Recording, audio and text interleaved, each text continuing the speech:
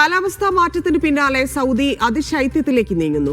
ചില പ്രദേശങ്ങളിൽ താപനില -2 ഡിഗ്രി സെൽഷ്യസ് വരെ താഴ്ന്നേക്കുമെന്ന് റിപ്പോർട്ടുണ്ട്.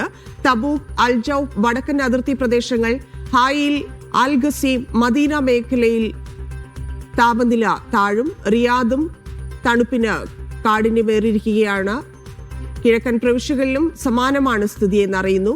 വിവരങ്ങളുമായി റിയാദിൽ നിന്ന് മിഷാൽ ചെർപ്പുളശ്ശേരി ചേരുന്നുണ്ട്. മിഷാല, അതിശൈത്യത്തിലേക്ക് എത്തുന്നു ഗൾഫ് രാജ്യങ്ങൾ എന്നുള്ളതാണ്. അതും സൗദിയിലെ എന്തൊക്കെയാണ് റിയാദിലെയും ജിദ്ദയിലെയും ഉൾപ്പെടെയുള്ള അവസ്ഥകൾ?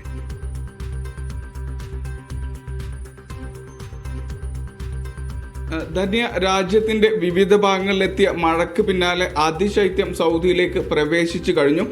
ഇന്നു മുതൽ ശക്തമായ തണുപ്പാണ് രാജ്യത്തിന്റെ വിവിധ ഭാഗങ്ങളിൽ അനുഭവപ്പെടുന്നത്. സൗദിയിലെ ഹായിൽ പ്രവിശ്യ, തബൂക്ക് പ്രവിശ്യയുടെ വിവിധ ഭാഗങ്ങൾ, അതോടൊപ്പം വടക്കൻ അതിർത്തി പ്രദേശങ്ങൾ, ഇവിടങ്ങളിലെല്ലാം കനത്ത മഞ്ഞുവീഴ്ച അനുഭവപ്പെട്ടിട്ടുണ്ട്.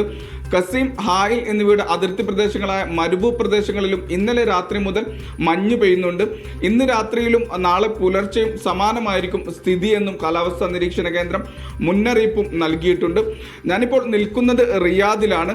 ഇവിടെ ഇന്ന് പകൽ ഏകദേശം മുഴുവനായും മഴയും അതോടൊപ്പം മൂടിക്കെട്ടിയ അന്തരീക്ഷവുമായിരുന്നു. ഇതിന് പിന്നാലെ അതിശക്തമായ തണുപ്പും നഗരത്തിലേക്ക് പ്രവേശിച്ചു കഴിഞ്ഞിട്ടുണ്ട്.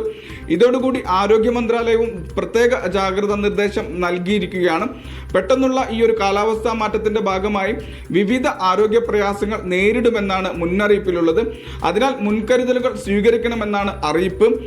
രാജ്യത്തുടനീളം ഏതാണ്ട് 3 മാസത്തോളം ഇനി തണുപ്പ് കാലം തുടരും. ഫെബ്രുവരി പകുതിയോടെ ആയിരിക്കും തണുപ്പിന് കുറവ് വരിക. അതുവരെ കഠിനമായ തണുപ്പായിരിക്കും തുടരുക.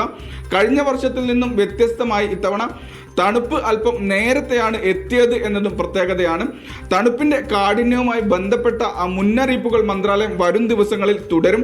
കനത്ത മഴ മുന്നറിയിപ്പിന്റെ പശ്ചാത്തലത്തിൽ ഈ ആഴ്ചയിൽ പല ദിവസങ്ങളിലായി റിയാദിലും അതോടൊപ്പം കിഴക്കൻ പ്രവിശ്യ മേഖലയിലും വിദ്യാഭ്യാസ സ്ഥാപനങ്ങൾക്ക് അവധി പ്രഖ്യാപിച്ചിരുന്നു. എന്തായാലും കാലാവസ്ഥ നിലവിൽ കൂടുതൽ തണുപ്പിലേക്ക് നീങ്ങുകയാണ്.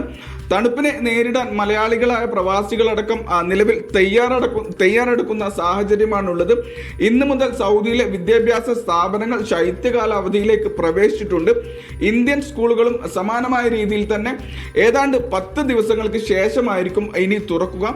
ഇതിനാൽ തന്നെ കൊടും തണുപ്പിന്റെ സാഹചര്യം നേരിടാൻ വിദ്യാർത്ഥികൾക്ക് സാധിക്കും. അതേസമയം രാജ്യത്ത് വിനോദസഞ്ചാര മേഖല കൂടി സജീവമാകുന്ന സമയം കൂടിയാണിത്. ഈ സമയം യാത്ര ചെയ്യുന്നവർ സൗദി അതിശൈത്യത്തിലേക്ക് കടക്കുകയാണ്. പല നിയന്ത്രണങ്ങളും മുന്നറിയിപ്പുകളും ഒക്കെ ഉണ്ട്. മിഷാൽ ചെർപ്പുളശ്ശേരിയാണ് വിശദാംശങ്ങൾ നൽകിയത്.